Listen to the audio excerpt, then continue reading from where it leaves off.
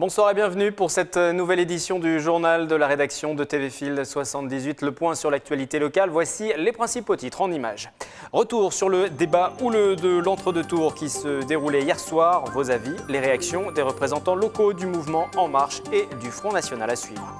À Saint-Quentin, en Yvelines, se déroulait aujourd'hui la nouvelle édition du challenge de robotique Skyrob. 9 communes représentées, plus de 600 élèves issus de 37 classes. Un pas de plus vers l'école du futur. Et puis, nos conseils avant de remplir vos déclarations de revenus. Vous avez jusqu'au 6 juin. Nous verrons comment être accompagné dans les Yvelines. Pour débuter, nous revenons sur ce débat d'hier entre les deux finalistes à l'élection présidentielle. Débat sous tension, au ton particulièrement agressif, une brutalité rarement vue et qui, de l'avis des analystes, devrait être plutôt défavorable à Marine Le Pen. 16,5 millions de Français étaient devant leur télé, et notamment les représentants départementaux des mouvements En Marche et du Front National. Écoutez ces réactions.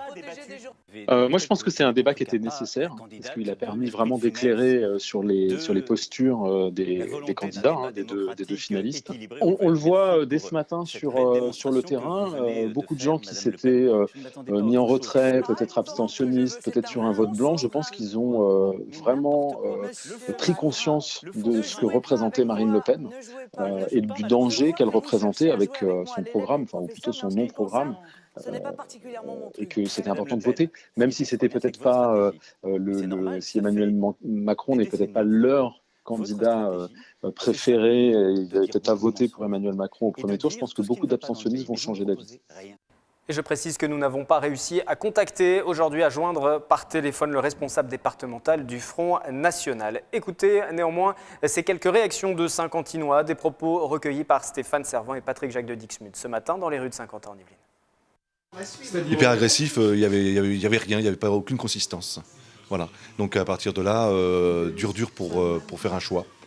Bah oui, j'étais pas vraiment Macron. Là, j'ai trouvé qu'il était beaucoup plus clair sur ses idées et oui, il s'expliquait beaucoup mieux. Il avait l'air très posé, il avait aucun dossier avec lui. Enfin, j'ai trouvé comment il avait l'air vraiment sûr de lui. Un match de boxe. C'était vraiment catastrophique et c'était vraiment... elle n'a pas de projet du tout, Marine Le Pen, et je pense qu'elle n'est pas du tout à la hauteur.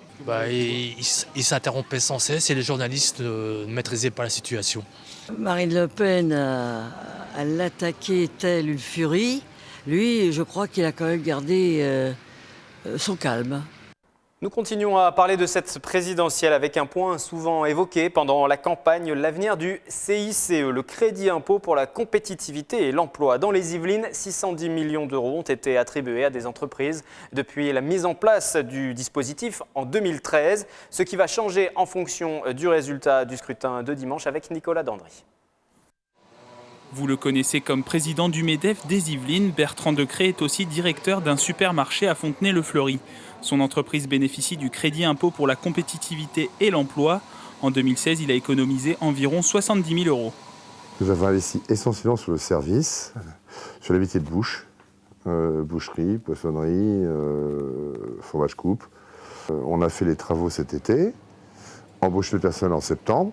Le CICE s'impute sur l'impôt sur les sociétés à hauteur de 7% des salaires inférieurs à 2,5 fois le SMIC. Dans les Yvelines, en 2014, près de 16 000 employeurs ont bénéficié du dispositif, plus de 13 000 en 2015, pour un montant qui augmente de plus de 100 millions d'euros en 2 ans, une mesure critiquée par la CGT. Le CICE n'atteint pas les objectifs que le gouvernement lui avait fixés, que ce soit en termes de création d'emplois, d'innovation. Les deux candidats à l'élection présidentielle souhaitent transformer le CICE en allègement de charges. Pour la candidate du Front National, la priorité est donnée aux TPE-PME sous condition de maintien de l'emploi. Emmanuel Macron veut généraliser la baisse des charges pour favoriser l'embauche. Pour moi, je ne sais pas combien, comment, voilà. Aujourd'hui, je ne peux pas me prononcer. Est-ce que ce sera plus, moins que le CICE ? Je ne sais pas. Nous, on pense déjà que tous les dispositifs qui baissent les cotisations sociales des employeurs, c'est prouvé que c'est inefficace. Concernant l'impôt sur les sociétés, le candidat En Marche souhaite réduire le taux de 33,3% à 25% à la fin de son quinquennat. Marine Le Pen propose un taux intermédiaire à 24% pour les PME. C'est un rituel chaque année qui n'est pas toujours plaisant, mais néanmoins, c'est obligatoire la déclaration des revenus. Cela concerne plus de 750 000 contribuables dans le département des Yvelines. Alors, quelle est la date limite pour déclarer? Quels sont les conseils, les choses à savoir? Nous faisons le point avec Nicolas Kirillovitz. Bonsoir. Bonsoir. Et pour les Yvelinois, Wilfried, 2 dates à retenir pour déclarer leurs revenus. Celle qui concerne la limite pour remplir son devoir fiscal. Si vous êtes toujours avec la méthode papier, vous avez jusqu'au mercredi 17 mai minuit pour envoyer votre déclaration. Le cachet de la poste, évidemment, fait foi. Si, en revanche, vous êtes avec Internet, vous avez un peu plus de temps jusqu'au mardi 6 juin minuit et respectez bien ces délais. Sinon, vous encourez une majoration de 10 à 40% sur vos impôts qui, eux, vous seront envoyés durant l'été. L'an passé, dans les Yvelines, un peu plus de 440 000 personnes avaient choisi Internet pour faire leur déclaration, soit 59% du total. Et attention, on le précise, la déclaration en ligne est désormais obligatoire si vous disposez d'une connexion Internet. Jusque-là, ça devrait concerner beaucoup de monde. Et surtout, si votre revenu fiscal de référence en 2015 est supérieur à 28 000 €. C'est un peu complexe, mais il faut retenir en gros qu'il est préférable de déclarer ses revenus via Internet. D'ailleurs, dans 2 ans, tout le monde sera obligé de le faire via Internet. Alors, ça peut paraître simple comme ça de faire sa déclaration qui est déjà pré-remplie via Internet, mais lorsqu'il y a des changements de situation, c'est un peu plus compliqué. Oui, ça peut rester casse-tête, surtout si vous le disiez, on change de situation, si sa situation financière évolue, qu'on divorce ou plus heureux qu'on se marie. Plusieurs solutions existent. Alors, consultez le site internet du gouvernement, www.impôt-gouv.fr. Le site a été modernisé cette année et guide par exemple les plus jeunes dans leur première déclaration, ou sinon appelez Allo Impôt. On voit le numéro à l'écran. C'est un numéro vert gratuit mis en place par l'Ordre des experts comptables avec une assistance téléphonique qui fonctionnera du 15 au 23 mai prochain de 9h à 19h. Et bonne nouvelle en Ile-de-France, on pourra même prendre des rendez-vous en direct vis-à-vis. On sera obligé de se déclarer nos différents impôts, même si on le disait tout à l'heure, ce n'est pas forcément plaisant. Merci Nicolas. Autre sujet, et puis cette question, qu'est-ce que la citoyenneté? 130 Morpasiens ont eu un aperçu, en tout cas aujourd'hui. Ce sont des élèves de l'école Défriche et du collège Pergaud de la commune qui ont participé à un parcours citoyen et institution initié par leurs professeurs. Face à eux, des pompiers, des policiers ou encore des gendarmes. Le reportage est signé Mélanie Poquet. Les doigts bien relevés, et là vous allez comprimer 30 fois, et 1, et 2, et 3. Après cet atelier, le massage cardiaque n'aura plus de secret pour eux. Ces Morpasiens participent à la journée citoyenneté organisée par leurs professeurs. Je ne savais pas pour les massages cardiaques, je ne savais pas, par exemple, il fallait faire 30 poussées d'air, comme ça. Je ne savais pas, j'ai appris plein de choses. Il y a plusieurs choses que j'avais déjà fait, mais après le truc pour réanimer une personne, je l'avais jamais fait. Protection civile, policiers ou encore sécurité routière étaient mobilisés. 10 ateliers étaient proposés pour parfois défaire les idées reçues. Nous sommes dans un atelier de parcours vélo, donc on apprend aux élèves principalement à s'arrêter au stop, comprendre qu'on s'arrête 3 secondes à un stop, le céder le passage, vous avez vu qu'il y a un sens giratoire, la différence entre un giratoire et un rond-point. Bon, j'ai une bonne connaissance dans l'ensemble. Et puis, il y a l'effet de mimétisme avec les parents.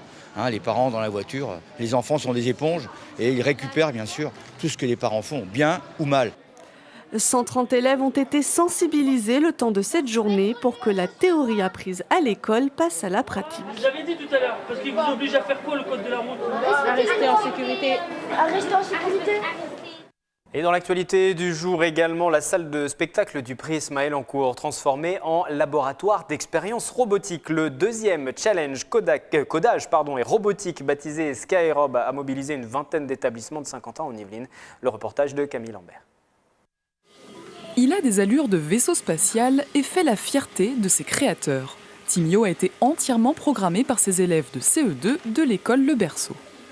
Avec les ordi, on programme le robot et après on appuie sur le bouton du milieu et après le programme commence. Un langage qui n'a presque plus de secret pour eux. Une trentaine de classes de Saint-Quentin en Yvelines a participé au 2e challenge Skyrob. Depuis septembre, ils ont travaillé avec leurs professeurs pour arriver à ce résultat. Ils apprennent prendre en main un robot, à connaître le vocabulaire associé à un robot et puis aussi le vocabulaire utilisé par le robot pour avancer et obéir finalement aux ordres qu'ils vont leur donner. Donc ça apprend beaucoup de choses en termes pédagogiques, mais ça apprend aussi l'esprit d'équipe parce qu'ils ne sont pas tout seuls à le faire.